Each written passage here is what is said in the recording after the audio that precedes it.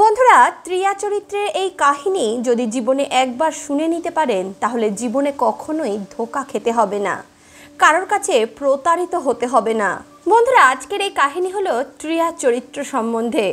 এই কাহিনী যদি আপনারা একবার ভালো করে বুঝে যেতে পারেন তাহলে জীবনে অনেক বিপদের থেকে নিজেদেরকে বাঁচিয়ে নিতে পারবেন। বন্ধুরা, সবার আগে আমি আমার মা বোনেদের এই কথাটা বলতে চাই যে এই কাহিনীর নিষ্করণ তারা যেন নিজের উপর না নিয়ে যায়। তারা যেন কোনো মতে এটা না ভাবে যে এই কাহিনীর দ্বারা আমরা নারী জাতিকে অপমানিত করতে চাই। এমনটা কিন্তু একবারেই নয়। আমার প্রিয় মা বোনেরা, এই কাহিনী সেই সকল মহিলাদের জন্য যারা নিজের খারাপ চিন্তা দ্বারা এবং দুশ্চরিত্রের দ্বারা সুন্দর, সুশীল এবং পতিব্রতা নারী জাতিকে অপমানিত করার চেষ্টা করে এবং নিজেও সমাজে সব সময়ের জন্য অপমানিত হয়ে যায়। তাহলে বন্ধুরা, চলুন আজকের এই কাহিনীটি শুরু করা যাক। এর সঙ্গে আপনাদের কাছে নিবেদন রইল, এই কাহিনী সমাপ্ত হওয়া পর্যন্ত আপনারা অবশ্যই এই ভিডিওর সঙ্গে জুড়ে থাকুন। বন্ধুরা, অনেক সময় আগেকার কথা, কোনো এক রাজ্যে এক রাজা বাস করতেন। তিনি একজন ধর্মাত্মা ব্যক্তি ছিলেন। তার ধর্মকর্মের চর্চা অনেক দূর পর্যন্ত বিস্তৃত ছিল। সেই রাজার এক রাজকুমার ছিল যার বয়স ছিল 14 বছর। রাজার সেই পুত্রকে দেখতে অত্যন্ত সুন্দর ছিল। রাজা তার পুত্রের বিবাহ করে দিল মাত্র 14 বছর বয়সে। এইভাবেই দিন অতিবাহিত হতে লাগলো আর রাজা বৃদ্ধ হতে লাগলো। একসময় রাজা এটা ভাবলো, আমি আমার রাজপুত্রকে এখন রাজা বানিয়ে দিই, কারণ তার এখন রাজা হওয়ার সময় হয়ে গেছে। আর এছাড়াও আমিও তো বৃদ্ধ হয়ে গেছি, কতদিনই বা এইভাবে রাজপাট সামলাবো। কারণ সেই রাজপুত্রের অনেক বিবাহ হয়ে গিয়েছিল। আর আগেকার দিনে এমনটাই নিয়ম ছিল যে রাজাদের অনেক বিবাহ হতো। তারা বিভিন্ন রকম রাজ্যের সঙ্গে সুমধুর সম্পর্ক স্থাপনের জন্য এবং নিজের রাজ্যের বিস্তার করার জন্য অনেক বিবাহ সম্পন্ন করত এবং অনেক রানীদের তারা নিজের রাজ্যে নিয়ে এসে নিজের রাজমহলে রাখত। বন্ধুরা, সেই রাজপুত্রেরও 7টি বিবাহ হয়ে গিয়েছিল, কিন্তু সেই রাজপুত্র তখনও নিজের পড়াশোনা চালিয়ে যাচ্ছিল। সে প্রতিদিন গুরুর আশ্রমে যেত নিজের বিদ্যা অধ্যয়ন করার জন্য। বন্ধুরা, এখনকার দিনে যেমন আমরা বিদ্যালয়ে পড়াশোনা করতে যাই, সেই সময় সকলেই গুরুদেবের আশ্রমে যেত বিদ্যা অধ্যয়ন করতে। এমনই একদিন রাজকুমার তার গুরুদেবের আশ্রমের উদ্দেশ্যে বিদ্যা অধ্যয়নের জন্য রওনা দিয়েছিল।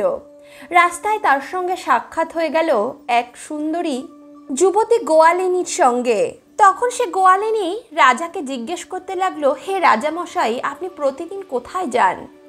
রাজামশাই উত্তরে বলল, আমি প্রতিদিন বিদ্যা অধ্যয়নের জন্য গুরুর আশ্রমে যাই।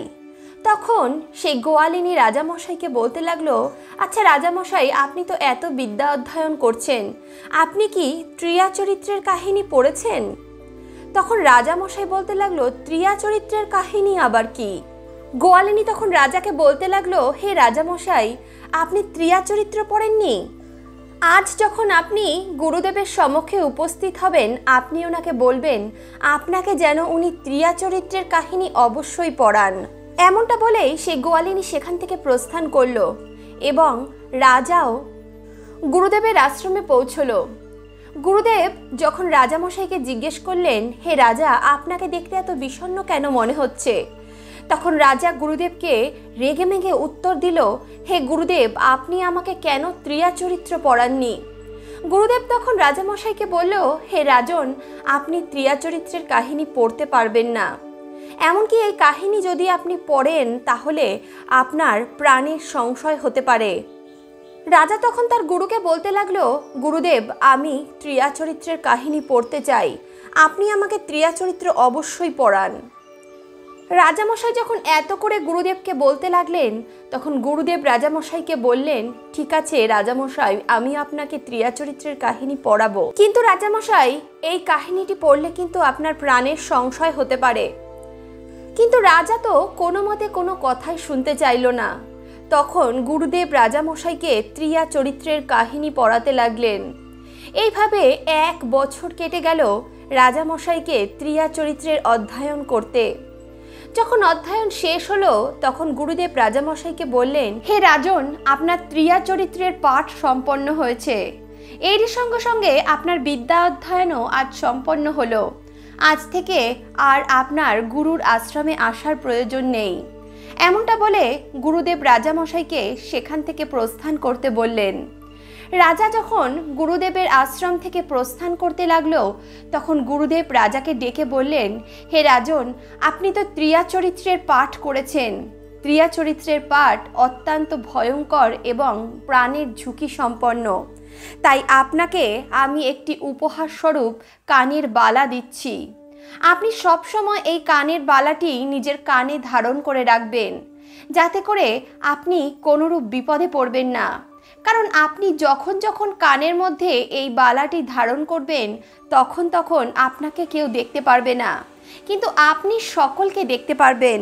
তারপর গুরুদেব রাজাকে বলতে লাগলেন, হে রাজন, আজই আপনি রাত 12টার সময় নিজের মহল থেকে বাইরে বেরোবেন এবং পূর্ব দিকের জঙ্গলের উদ্দেশ্যে রওনা দেবেন। আপনি যখন জঙ্গলের ভিতর পূর্ব দিশায় পৌঁছবেন তখন আপনি 3 রাস্তার একটি মোড় দেখতে পাবেন। আপনি সেখানে গিয়ে দাঁড়িয়ে পড়বেন এবং তখন যেন আপনার কানে ওই বালাটি থাকে। তারপর সেই রাজা নিজের মহলের উদ্দেশ্যে রওনা দিয়ে দিল।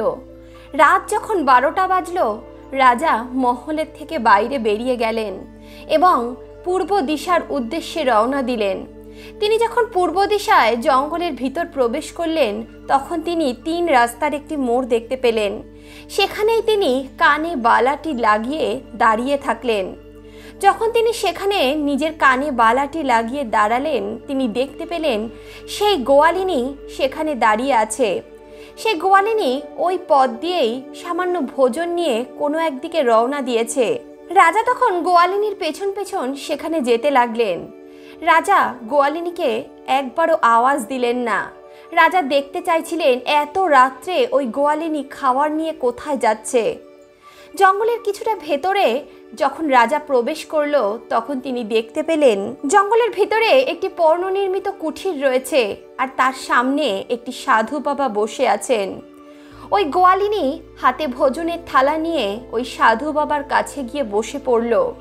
তারপর সে গোয়ালিনী ওই সাধু বাবার কাছে নিজের ভোজনের থালা রেখে সাধু বাবাকে প্রণাম জানাতে লাগলেন। কিন্তু সাধু বাবা সেই গোয়ালিনীর উপর অত্যন্ত রেগে গেছিলেন। তিনি গোয়ালিনীকে বলতে লাগলেন, ওরে গোয়ালিনী, তোর আজকে আসতে এত দেরি কেন হলো? গোয়ালিনী উত্তরে বলল, সাধু মহারাজ, আজ আমার বিবাহ হয়ে গেছে আর কাল সকালেই আমি আমার শ্বশুর বাড়ির উদ্দেশ্যে রওনা দিয়ে দেব।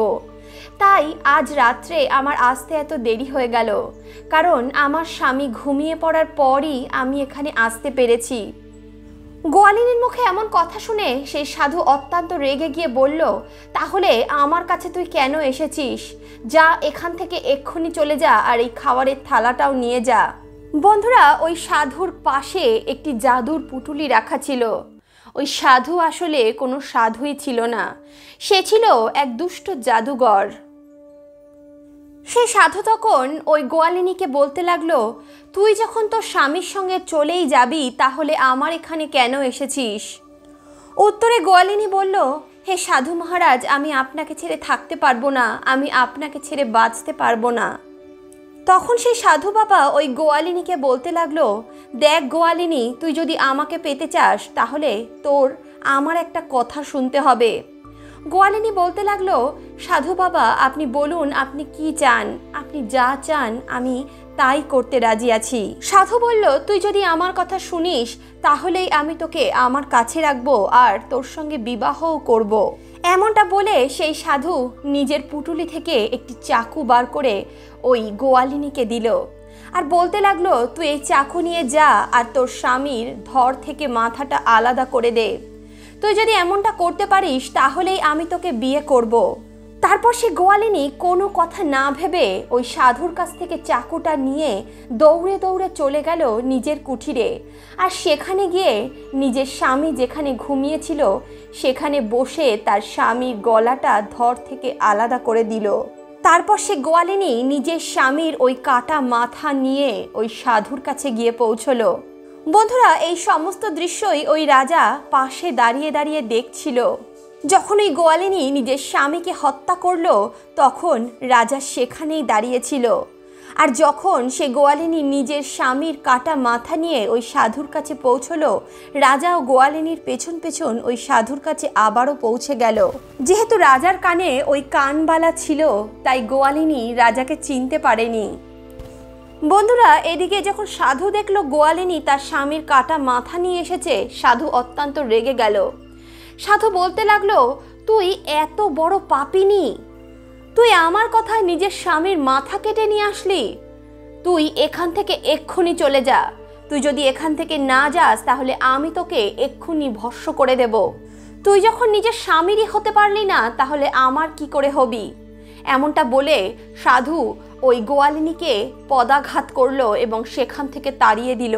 সাধু বলতে লাগলো, আজকের পর তুই এখানে কোনোদিনও আসবি না। যদি আসিস তাহলে আমি তোকে জীবিত রাখবো না। গোয়ালিনী যখন সাধুর মুখে এমন কথা শুনলো তার পায়ের তলা থেকে মাটি সরে গেল। সে নিরাশ হতাশ হয়ে তার স্বামীর কাটা মাথা নিয়ে নিজের গৃহে পৌঁছলো এবং তার স্বামীর ধরের সঙ্গে তার মাথাটা ওখানেই জুড়ে দিল আর তার পাশে বসে জোরে জোরে চিৎকার করে কাঁদতে লাগলো আর বলতে লাগলো, দেখো আমার স্বামীকে কে মেরে দিয়ে চলে গেছে। বন্ধুরা, ততক্ষণে ভোর হয়ে গিয়েছিল। আশেপাশের সকল পাড়া প্রতিবেশীরা ছুটে আসলো গোয়ালিনীর ঘরে। এসে দেখলো তার স্বামীর কাটা মাথা মাটিতে নিথর অবস্থায় পড়ে আছে আর গোয়ালিনী পাশে জোরে জোরে চিৎকার করে কাঁদছে। বন্ধুরা, এই সমস্ত ঘটনায় রাজা সেখানে দাঁড়িয়ে দাঁড়িয়ে দেখছিলেন। তারপর গ্রামবাসীরা যখন সেই গোয়ালিনীর স্বামীর মৃতদেহকে শ্মশান ঘাটে নিয়ে গেলেন এবং তার দাহ সংস্কার করতে চাইলেন, তখন সেই গোয়ালিনী সেখানে চিৎকার করে বলতে লাগলো, আমিও আমার স্বামীর সঙ্গে এই চিতাতেই ভস্ম হয়ে যাব, আমি সতী হতে চাই। গোয়ালিনী চিৎকার করে বলতে লাগলো, আমার স্বামী যখন থাকলো না তাহলে এমন জীবনের আমার কোনো দরকার নেই। আমার তো এখন আর কোনো অস্তিত্বই থাকলো না, আমিও আমার স্বামীর সঙ্গে এই চিতায় ভস্ম হয়ে যাব, আমি সতী হব। গোয়ালিনীর মুখে এমন কথা শুনে রাজা হো হো করে হেসে উঠল আর বলতে লাগলো, রাতেই যাকে মেরেছে তার জন্যে সকালে সতী হচ্ছে। বন্ধুরা, রাজার এই কথাগুলি সেই গোয়ালিনী শুনল আর বাদবাকি যারা সেখানে দাঁড়িয়েছিল তারা তো কেউ রাজার এই অর্থ বুঝতে পারলো না, কিন্তু গোয়ালিনী বুঝে গেল। গোয়ালিনী বলতে লাগলো, রাজামশাই তুমি আমাকে এমন কথা বলছো, চলো কোনো ব্যাপার না, আমি তো এখন সতী হয়ে যাচ্ছি, তবে যেতে যেতে আমি আপনাকে কিছু উপদেশ দিয়ে যেতে চাই। আপনি যদি এগুলো শোনেন তাহলে জীবনে অনেক উপকার পাবেন। রাজা বলল, কি উপদেশ? তখন সে গোয়ালিনী বলল, রাজামশাই আপনি যদি কখনো চাটাইয়ের উপর বসেন, অর্থাৎ আপনি যদি কখনো মাদুরের উপর বসেন, সেটাকে ঝেড়ে তবে বসবেন। রাজা বলল, ওরে গোয়ালিনী তুই কি কথা বলছিস, আমি তো রাজা, আমি কি কোনোদিনও চাটাইয়ের উপর বসবো? গোয়ালিনী উত্তরে বলল, না, যদি কখনো এমন সময় আসে যে আপনাকে চাটাইয়ের উপর বসতে হচ্ছে, আপনি চাটাইটা ঝেড়ে তার উপরে বসবেন। তারপর গোয়ালিনী নিজের স্বামীর সঙ্গে সতী হয়ে গেল আর তারপর রাজা সেখান থেকে নিজের মহলে প্রস্থান করলো। এদিকে সারা দিন কেটে যাওয়ার পর যখন রাত 12টা বাজলো, রাজা আবারও নিজের গুরুর উপদেশ মতো পূর্ব দিকের উদ্দেশ্যে রওনা দিয়ে দিল এবং সেই জঙ্গলের 3 মাথার মোড়ে গিয়ে কানের মধ্যে সেই বালাটি লাগিয়ে ওখানেই দাঁড়িয়ে থাকলো। সেদিন রাত্রে রাজা যা দেখলো তাতে রাজা অবাক হয়ে গেল। রাজার পায়ের তলা থেকে মাটি সরে গেল। রাজা দেখলো তার 7 রানী তাদের হাতে খাওয়ারের থালা নিয়ে ওই সাধুর কুঠিরের দিকেই রওনা দিয়েছে। এমনটা দেখে রাজার মাথায় তো বজ্রাঘাত পড়ল। রাজা ভাবলো, এটা কি ঘটনা ঘটছে। বন্ধুরা, সেই 7 জন রানীর মধ্যে একজন রানী রাজাকে দেখে নিল, কিন্তু রানীরা তার স্বামী অর্থাৎ রাজাকে চিনতে পারলো না, কারণ তার কানে ওই চমৎকারী বালাটি পড়া ছিল। আর ওই কানবালার এটাই তো বিশেষত্ব ছিল যে ওটা কানে ধারণ করলে তাকে কেউ চিনতে পারবে না। তাদের মধ্যে একজন রানী রাজাকে ডেকে বলল, ওই ছেলে, তুই এখানে কেন দাঁড়িয়ে আছিস এত রাত্রে? যখন দাঁড়িয়েই আছিস তাহলে চল, আমাদের একটা কাজ কর, এই ভোজনের থালাটা ধরে আমাদের সঙ্গে চল, ওই কুঠির অবধি নিয়ে যাবি। বন্ধুরা, রাজা কিছু চিন্তা ভাবনা না করেই ওই থালাটি রানীর হাত থেকে নিয়ে নিল এবং ওই কুঠিরের দিকে রওনা দিল, যেই কুঠিরে ওই সাধু বাবা বাস করত। তারপর ওই 7 জন রানী রাজাকে নিয়ে পৌঁছে গেল ওই সাধুর কুঠিরে। রাজা তার রানীদেরকে কিছুই বলছিল না, কারণ সে দেখতে চাইছিল আমার ভালোবাসায় কি অভাব রইল যে এত বড় রাজমহল থাকা সত্ত্বেও আমার রানীরা এই সাধু বাবার কুঠিরে রাত 12টার সময় আসছে। রাজা জানতে চাইতো যে সাধুর কাছে এমন কি জিনিস রয়েছে যে আমার 7 রানী আমার ভালোবাসা ভুলে গেল। বন্ধুরা, যখন সাধু দেখলো যে 7 রানীর সঙ্গে আরও একটি ব্যক্তি রয়েছে, সাধু বলতে লাগলো, এটা কে? তখন সেই 7 রানী বলল, হে মহাত্মা, আমরা যখন এখানে আসছিলাম তখন এই ছেলেটা ওই রাস্তার মোড়ে দাঁড়িয়েছিল। আমরা এই ছেলেটার কাছ থেকে সাহায্য চাইলাম এই থালাগুলো এখান অবধি নিয়ে আসার জন্য, আর এই ছেলেটা আমাদেরকে সাহায্য করেছে। হে সাধু বাবা, আজ রাতের জন্য এই ছেলেটাকে আপনার কুঠিরে থাকার ব্যবস্থা করে দিন, কাল সকাল হলেই এ চলে যাবে। ওই সাধু বাবা 7 রানীর কথা মেনে গেল এবং তার এক শিষ্যকে ডেকে পাঠালো। তিনি তার শিষ্যকে বলতে লাগলেন, যা এই ছেলেটাকে নিয়ে যা আর কুঠিরে তার থাকার ব্যবস্থা করে দে। তারপর সেই সাধুর শিষ্য রাজামশাইকে নিয়ে গেল একটি ঘরের ভিতর। সেই ঘরে একটি চাটাই বিছানো ছিল। সাধুর শিষ্য বলতে লাগলো, দেখো, তোমার আজ রাত্রে এই চাটাইয়ের মধ্যেই রাত কাটাতে হবে, এছাড়া আর কোনো শোয়ার ব্যবস্থা এখানে নেই। এমনটা বলে সেই শিষ্য সেখান থেকে প্রস্থান করলো। রাজা যখন ওই কুঠিরে একা ছিল, সে ওই চাটাইয়ের দিকে তাকিয়ে মনে মনে বলতে লাগলো, আজকে তো সময় চলেই আসলো চাটাইতে শোয়ার। এমনটা বলে রাজা যখনই চাটাইতে শুতে যাবে, তার ওই গোয়ালিনীর কথা মনে পড়ে গেল। সে বলতে লাগলো, গোয়ালিনী তো বলেছিল চাটাইতে শোয়ার আগে চাটাইটা ঝেড়ে নিতে। যাক, গোয়ালিনীর কথাও শুনে নেওয়া যাক। এমনটা বলে রাজামশাই যখনই চাটাইটা ঝাড়ার জন্য চাটাইটা তুলল, রাজামশাই একটা দৃশ্য দেখে অবাক হয়ে গেল। রাজা দেখলো সেখানে একটি ভয়ঙ্কর গভীর কুয়ো রয়েছে। রাজা যখন ওই কুয়োর দিকে তাকালো, তখন দেখলো কুয়োর ভিতর অনেক কয়েদিরা বন্দী অবস্থায় পড়ে রয়েছে। সেখানে থাকা কয়েদিদের মধ্যে একজন রাজামশাইকে চিনে ফেললো আর বলতে লাগলো, হে রাজামশাই, আপনি এখানে কেন এসেছেন? রাজামশাই বলল, আসতে বলো, না হলে সবাই জেনে যাবে। তখন সে কয়েদি রাজাকে বলতে লাগলো, দেখুন রাজামশাই, আপনি এখানে থাকবেন না। দেখছেন তো আমাদের কি অবস্থা হয়েছে, আমরা তো আর এখান থেকে কোনোদিনও বেরোতে পারবো না। কিন্তু আপনি তো বেঁচে গেছেন, আপনি এক্ষুনি এখান থেকে পালান, না হলে ওই সন্ন্যাসী আপনাকেও মেরে এখানে ফেলে দেবে। আমাদের যে অবস্থা এই সন্ন্যাসী করেছে, আপনাকেও ঠিক একই রকম অবস্থা করবে। তখন রাজামশাই সেখান থেকে পালিয়ে যেতে লাগলেন। বন্ধুরা, সেই সময় রাজার কানে ওই কানবালাটা ছিল না। রাজা যখন সেই সকল ব্যক্তিদের সঙ্গে কথা বলছিল, সেই মুহূর্তেই 7 রানী এবং ওই সন্ন্যাসী ওই কুঠিরের ভিতর প্রবেশ করলো। আর তারা রাজাকে চিনে ফেলল, কারণ রাজার কানে তখন ওই কানবালাটি ছিল না। রাজা তাদেরকে দেখে সেখানকার জানলা দিয়ে লাফ দিয়ে পালিয়ে গেল এবং নিজের মহলে পৌঁছে গেল। রানীরা সাধুকে বলতে লাগলো, হে সাধু, এখন আমরা কি করব? আমাদের তো সমস্ত ঘটনাই রাজা দেখে ফেলেছে, আমরা তো রাজার কাছে ধরা পড়ে গেছি, রাজা তো আর আমাদের জীবিত রাখবে না। সাধু বলতে লাগলো, তাহলে তোমরা এখানে দাঁড়িয়ে দাঁড়িয়ে কি করছো? তাড়াতাড়ি যাও আর নিজের স্বামীকে ধরে এখানে নিয়ে আসো। তারপর সেই 7 রানী রাজাকে ধরার জন্যে রাজার পিছু নিল, কিন্তু ততক্ষণে রাজা নিজের রাজমহলে পৌঁছে গিয়েছিল। বন্ধুরা, যখন রানীরা দেখলো যে রাজা রাজমহলে পৌঁছে গেছে, তখন তারা আবারও সেই মহাত্মার কাছে এসে পৌঁছলো আর বলতে লাগলো, হে মহাত্মা, আমাদের রাজা তো রাজমহলে পৌঁছে গেছে, আমরা যদি এখন রাজমহলে প্রবেশ করি তাহলে তিনি আমাদেরকে মেরে ফেলবেন। তখন সেই সন্ন্যাসী তাদেরকে একটি জাদুর পেরেক দিল আর বলল, তোমরা রাজমহলে যাও আর যে কোনো উপায়ে রাজাকে বুঝিয়ে বাজিয়ে রাজার মাথায় এই পেরেকটি পুঁতে দাও।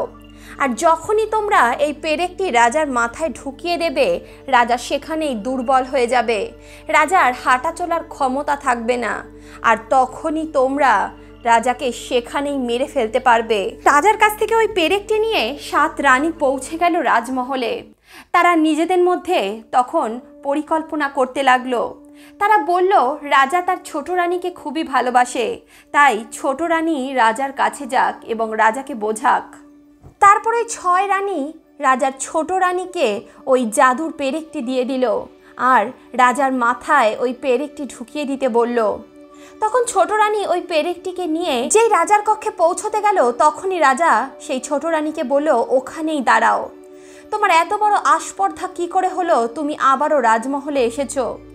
আমার ভালোবাসায় এমন কি ভুল ছিল যে তুমি আর আমার আরো 6 রানী রাতের অন্ধকারে ওই সাধুর কাছে গেছো? বন্ধুরা, তখন ওই 7 রানী হাত জোর করে রাজার পায়ে পড়ে গেল আর বলতে লাগলো, রাজামশাই, আমাদেরকে ক্ষমা করে দিন। ওই সাধু এক মায়াবী, সে আমাদের উপর মায়া করেছিল, সে কারণেই আমরা এই কাজ করতে বাধ্য হয়েছি। তারা বলতে লাগলো, রাজামশাই, আমাদেরকে ক্ষমা করুন, আর আমাদের দ্বারা এই ভুল কখনোই হবে না। রাজা মনে মনে ভাবলো, সত্যি তো ওই সাধু একটি জাদুঘর, ও হয়তো আমার রানীদের উপর জাদু করেছে। আসলে রাজা তার ছোট রানীকে খুবই ভালোবাসতো, সে তার ছোট রানীকে খুবই বিশ্বাস করত, তাই সে তার রানীর কথা মেনে নিল।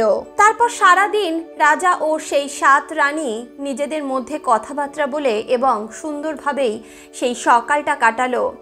যখন রাত্রি হলো, তখন ছোট রানী রাজাকে খুব ভালোবেসে ঘুম পাড়িয়ে দিল এবং রাজা যখন ঘুমিয়ে পড়ল, তখন ছোট রানী ওই জাদুর পেরেকটি নিয়ে রাজার মাথায় ঢুকিয়ে দিল। যখনই রাজার মাথায় ওই জাদুর পেরেকটি ঢুকলো, রাজা ছটফট করে উঠল, কিন্তু ততক্ষণে রাজার গায়ের শক্তি অনেক কমে গিয়েছিল। রাজা ঠিকভাবে আর আগের মতো হাঁটতে চলতে পারছিল না। 7 রানী মিলে রাজাকে মারার চেষ্টা করলো। রাজা কোনোভাবে নিজের প্রাণ বাঁচিয়ে এদিক ওদিক ছুটতে লাগলো। তারপর সে রাজমহলের জানালা দিয়ে সেখান থেকে লাফ দিয়ে পালিয়ে গেল এবং নিজের গুরুর কাছে পৌঁছলো। গুরুর কাছে পৌঁছে রাজামশাই বলতে লাগলো, হে গুরুদেব, আমাকে রক্ষা করুন, আমার স্ত্রীরা আমাকে মারার জন্য আমার পিছু করেছে। গুরু তখন রাজাকে বলতে লাগলো, দেখো রাজা, তোমাকে আমি আগেই বারণ করেছিলাম তুমি ত্রিয়া চরিত্র পড়ো না, ত্রিয়া চরিত্র পড়লে তোমার প্রাণের হানি হতে পারে। আমি এখন কি করব? আমি কোনোভাবেই তোমাকে বাঁচাতে পারবো না। তখন রাজামশাই বলতে লাগলেন, হে গুরুদেব, আপনি দয়া করে আমাকে বাঁচান, এরা তো আমাকে মেরে ফেলবে। গুরুদেব বললেন, কি হয়েছে, আমাকে বিস্তারিত বলো। রাজা বললেন, আমার রানী আমার মাথায় জাদুর পেরেক ঢুকিয়েছে, যার ফলে আমার সমস্ত শক্তি সমাপ্ত হয়ে গেছে, আমার গায়ে এখন আর একটুও বল বেঁচে নেই। তখন গুরুদেব যখন রাজার মাথার ওই পেরেকটি পর্যবেক্ষণ করলেন, তিনি বলতে লাগলেন, এই পেরেকটি ওই জাদুঘর সাধু দিয়েছে, তাই জন্যেই তোমার সমস্ত শক্তি এখন ক্ষীণ হয়ে গেছে, কিন্তু আমি তো এর কিছুই করতে পারবো না, আমি এই পেরেকটা কোনো মতেই বার করতে পারবো না। তখন রাজা বলতে লাগলো, দেখুন গুরুদেব, আমি আপনার শিষ্য, আমার প্রাণের রক্ষা করা আপনার কর্তব্য, দয়া করে আপনি আমার প্রাণের রক্ষা করুন। তখন রাজার গুরু বলতে লাগলো, দেখো, আমি তোমার মাথা থেকে এই পেরেকটা বার তো করতে পারবো না, কিন্তু আমি তোমাকে একটি তোতা পাখিতে পরিণত করতে পারবো, আর যখন তুমি তোতা হয়ে যাবে তখন তুমি সুখবাদ রাজ্যের রাজার কাছে চলে যেও এবং সেখানেই থেকো, কারণ সুখবাদ রাজ্যের রাজার কাছে ওই সাধুর জাদুর কোনো প্রভাবই পড়ে না। তারপর রাজার গুরু রাজাকে একটি তোতা পাখি বানিয়ে দিল। রাজা যখন তোতা পাখি হলো, তখন সে সুখবাদ রাজ্যে উড়ে গেল এবং সেখানেই একটি জঙ্গলে থাকতে শুরু করলো। সেই জঙ্গলে তোতা পাখিদের একটি বড় দল থাকতো। রাজা সেই তোতা পাখিদের দলেই বাস করতে শুরু করলো। এদিকে রাজার 7 রানী তো রাজাকে খুঁজে খুঁজে পাগল হয়ে যাচ্ছে, সে রাজাকে কোথাও খুঁজে পাচ্ছে না। তখন তারা আবারও ওই সন্ন্যাসীর কাছে গেল আর বলতে লাগলো, হে সন্ন্যাসী মহারাজ, আমরা তো আমার স্বামীকে মারতে পারলাম না, সে কোথাও পালিয়ে গেছে, আমরা কোথায় গেছে সেটাও জানতে পারছি না। তখন সেই সাধু নিজের দিব্য দৃষ্টি দিয়ে দেখলো এই রাজা একটি পাখির রূপ ধারণ করেছে এবং সে সুখবাদ রাজ্যে পৌঁছে গেছে। তখন সেই সাধু তার 7 রানীকে বলতে লাগলো, দেখো 7 রানী, তোমার রাজা এখন পাখিতে পরিণত হয়েছে, সে একটি তোতা পাখি হয়ে গেছে এবং সুখবাদ রাজ্যে চলে গেছে। এখন তুমি রাজ্যের সমস্ত তোতা পাখিদের ধরে তাদেরকে মেরে ফেলো, তাহলেই রাজা সেখানেই মারা যাবে। রানীরা যখন এমন কথা শুনলো, তারা সমস্ত রাজ্যে ঘোষণা করে দিল, যারাই রাজ্যে তোতা পাখি ধরে নিয়ে আমাদের কাছে আসবে তাদেরকে আমরা 100টি স্বর্ণ মুদ্রা দেব। তারপর থেকে রাজ্যের সমস্ত শিকারীরা প্রতিদিন রানীদের কাছে অনেক অনেক তোতা পাখি ধরে নিয়ে আসতো, আর রানীরা সেই সমস্ত তোতা পাখিদেরকে নৃশংসভাবে হত্যা করত। এইভাবেই এক শিকারী একদিন তোতা পাখি শিকার করতে করতে পৌঁছে গেল সুখবাদ রাজ্যে। সেখানে গিয়ে ওই তোতা পাখি সেই গাছটার দিকে লক্ষ্য করলো যেখানে অনেক তোতা পাখিরা বসেছিল। সেখানে রাজাও তোতা পাখি রূপেই থাকতো। বন্ধুরা, রাজা তোতা পাখি হয়ে গেলে কি হবে? সে তো আসলে এক রাজা, তাই তোতা পাখিদের সে অনেক জ্ঞানের কথা বলতো। এমনটা করতে করতেই তোতা পাখিরা রাজাকে নিজেদের গুরু, নিজের সেনাধ্যক্ষ বানিয়ে নিল এবং সকল তোতা পাখিরা রাজার সমস্ত কথাই মেনে চলতো। যখন সে শিকারী ওই গাছটির দিকে লক্ষ্য করলো, সে দেখলো ওই গাছে অনেক তোতা পাখি প্রতিদিন এসে বসে। সেদিন রাত্রে ওই শিকারী ওই গাছের তলাতেই লুকিয়ে থাকলো।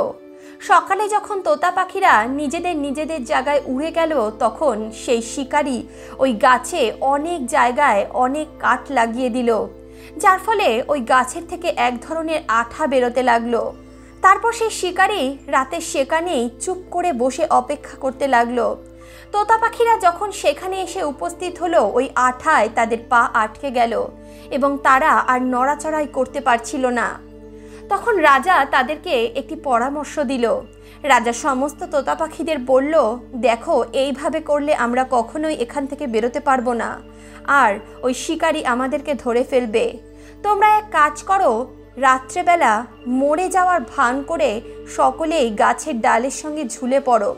যখন সকালে সেই শিকারী এখানে আসবে আর তোমাদেরকে গাছের ডালের সঙ্গে ঝুলে থাকতে দেখবে, সে ভাববে তোমরা মারা গেছো। সে যখন তোমাদেরকে মাটিতে রাখবে, তখন সুযোগ বুঝে তোমরা সকলে মিলে আকাশে উড়ে যেও।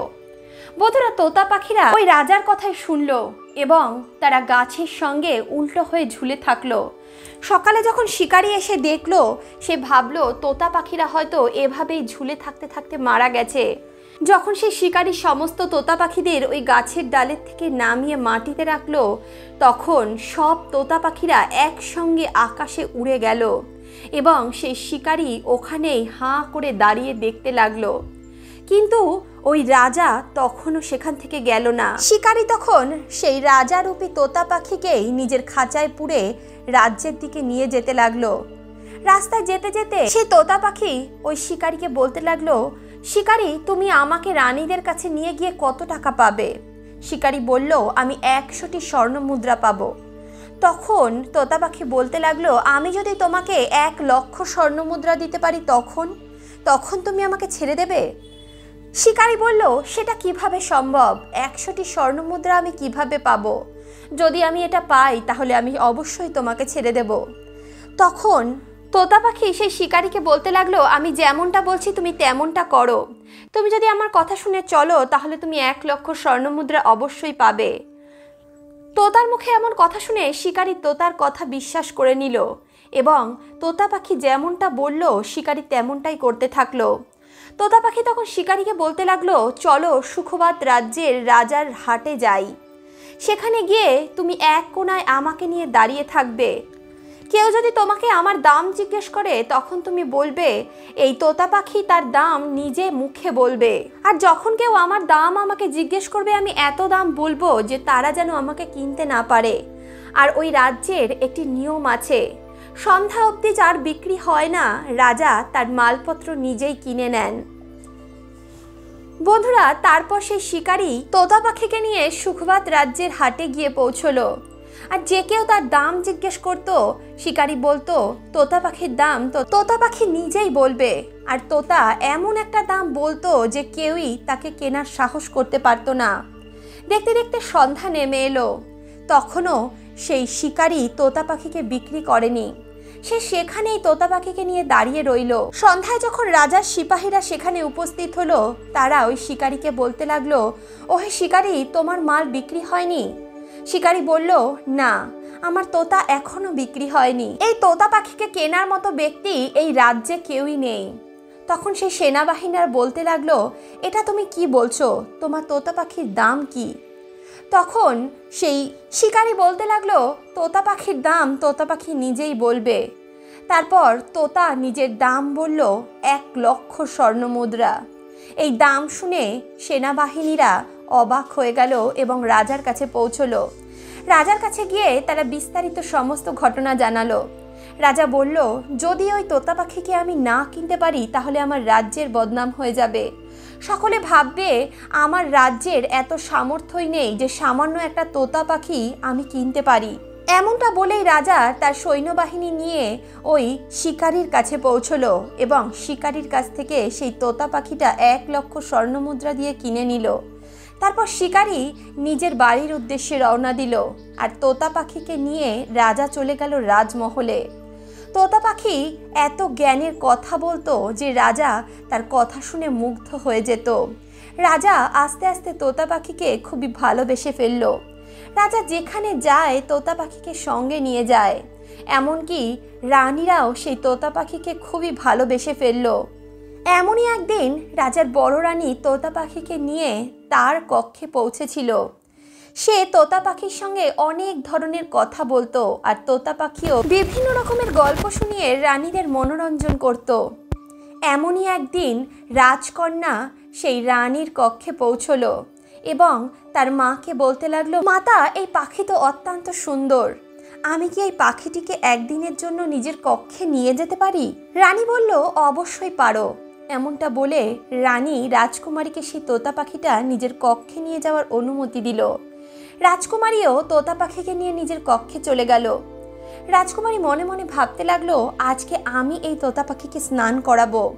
এমনটা ভেবে রাজকুমারী যখনই তোতা পাখিকে খাঁচার থেকে বার করে স্নান করাতে গেল, রাজকুমারীর হাতে তোতা পাখির মাথায় লেগে থাকা ওই পেরেকটি পড়ল। রাজকুমারী তখন তোতা পাখির মাথা থেকে ওই পেরেকটি বার করে নিল। আর যখনই রাজকুমারী ওই পেরেকটি তোতা পাখির মাথা থেকে বার করে নিল, তখনই সেই তোতা পাখি একটি সুন্দর রাজপুত্রে পরিণত হয়ে গেল এবং রাজকুমারী সামনে দাঁড়িয়ে পড়ল। এমনটা দেখে রাজকুমারী খুবই ভয় পেয়ে গেল এবং চিৎকার করতে লাগলো। রাজকুমারী যখন চিৎকার করতেই যাচ্ছিল, তখন রাজপুত্র তার মুখ হাত দিয়ে চেপে ধরল আর বলতে লাগলো, রাজকুমারী, এক্ষুনি আমার মাথায় ওই পেরেকটি আপনি আবারও ঢুকিয়ে দিন, আর রাত্রি যখন হবে তখন আপনি আমার মাথা থেকে এই পেরেকটি বার করে নেবেন, তখনই আমি আপনাকে সমস্ত ঘটনা বিস্তারিত বলবো। রাজকুমারী তখন রাজপুত্রের মাথায় ওই পেরেকটি আবারও ঢুকিয়ে দিল আর তখনই রাজপুত্র আবারও তোতা পাখিতে পরিণত হয়ে গেল। এদিকে যখন রাত্রি হলো তখন রাজকুমারী তোতার মাথা থেকে আবারও পেরেকটি খুলে দিল। আর যখনই রাজকুমারী তোতার মাথা থেকে পেরেকটি খুলে দিল, তখনই তোতা আবারও রাজকুমারে পরিণত হলো। আর রাজকুমার নিজের জীবনের সমস্ত ঘটনা রাজকুমারীকে বলতে লাগলো। তারপর রাজকুমারী ওই রাজকুমারের কথা বিশ্বাস করলো এবং তারপর থেকে তারা একসঙ্গেই থাকতে লাগলো। সারা দিন সেই রাজকুমার তোতা পাখি হয়ে থাকতো এবং রাত্রে রাজকুমারী তার মাথা থেকে পেরেকটি খুলে দিত এবং সে সুন্দর রাজকুমারে পরিণত হয়ে যেত। আর তারা দুজন রাজমহলে একসঙ্গে তাদের কক্ষে থাকতো। তারা দুজনে সারা রাত বসে গল্প করত, অনেক হাসি ঠাট্টা করত। এভাবেই তাদের দিন খুব সুখেই কাটতে লাগলো। রাজকুমারী আস্তে আস্তে রাজকুমারের প্রেমে পড়ে গেল। এদিকে রাজকুমারও রাজকুমারীকে ভালোবেসে ফেলল। অপরদিকে সেই 7 রানী যারা রাজাকে খুঁজতে গিয়ে অনেক তোতা পাখিকে মেরে ফেলেছিল, কিন্তু তখনও তারা কোনো তোতা পাখির মধ্যে নিজেদের স্বামীকে দেখতে পায়নি। তাই তারা ওই সন্ন্যাসীর কাছে আবারও গিয়ে পৌঁছলো। তারা বলতে লাগলো, সাধু মহারাজ, আমরা তো নিজেদের স্বামীকে কোথাও দেখতে পেলাম না, এত তোতা আমরা মেরে ফেললাম। সাধু তখন নিজের দিব্য দৃষ্টি দিয়ে দেখলো ওই তোতা পাখি সুখবাত রাজ্যের রাজার মহলে রয়েছে। তখন সেই সাধু ওই 7 জন রানীকে নৃত্যকলা শিখতে বলল। তিনি বললেন, তোমরা সকলে নৃত্যকলা শেখো এবং আমি তবলা বাজানো শিখব। তারপর আমরা সুখবাদ রাজ্যে গিয়ে নৃত্যকলা প্রদর্শন করব এবং তবলা বাজিয়ে গান প্রদর্শন করব।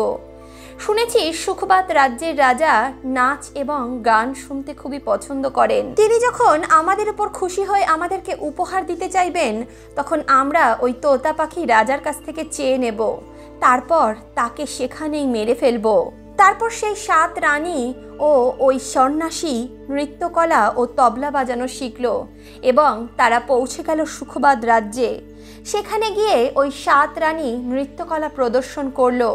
যখন সুখবাদ রাজা তাদেরকে বলল, তোমরা কি চাও, তোমরা কোন উপহার পেলে খুশি হবে? তোমাদের নৃত্যকলায় এবং সঙ্গীতে আমি অত্যন্ত প্রসন্ন হয়েছি। তোমাদের মনের মতো উপহার তোমরা আমার কাছে চাইতে পারো। তখন সেই সাধু তার কাছ থেকে ওই তোতা পাখিটি চেয়ে নিল। এদিকে তোতা পাখি ওই সাধুকে এবং 7 রানীকে মহলের ভিতর প্রবেশ করতে দেখে নিয়েছিল। সে তখন রাজকুমারীকে বলতে লাগলো, রাজকুমারী, তোমাকে আমি একটা কথা বলছি, তুমি আমি যা বলবো তেমনটাই করবে। কিছুক্ষণ পরেই প্রধানমন্ত্রী তোমার কাছে আসবেন আমাকে তোমার কাছ থেকে নিয়ে যেতে। তুমি কিন্তু কোনো মতেই আমাকে তাকে দেবে না। তুমি বলবে, না, আমি এই তোতা পাখি দেব না। সে যাই বলুক না কেন, তুমি আমাকে কখনোই তাকে দেবে না। তা না হলে কিন্তু তুমি সারা জীবনের মতো আমাকে হারাবে। তুমি সেনাপতিকে বলবে, আগে রাজামশাইকে এখানে আসতে বলো, তারপরে আমি তোতা পাখি দেব। তখন যখন রাজামশাই তোমার কাছে আসবেন, তখনও তুমি রাজামশাইকে কিন্তু আমাকে দিয়ে দেবে না। তুমি রাজামশাই আসা মাত্রই আমার খাঁচাটি খুলে দেবে। তারপর যা করতে হয় আমি করে নেব। রাজপুত্র যেমনটা বলল, রাজকুমারী তেমনটাই করলো। রাজা যখন তার সেনাপতিকে ওই তোতা পাখিটিকে আনতে পাঠালো, রাজকুমারী বলতে লাগলো, তুমি চলে যাও, কোনো মতেই আমি তোমাকে এই তোতা পাখি দেব না। আগে রাজাকে আসতে বলো, তারপরে আমি এই তোতা পাখি দেব। আগে আমার পিতা এখানে আসুক, আমার পিতার সঙ্গে কিছু কথা বলার আছে।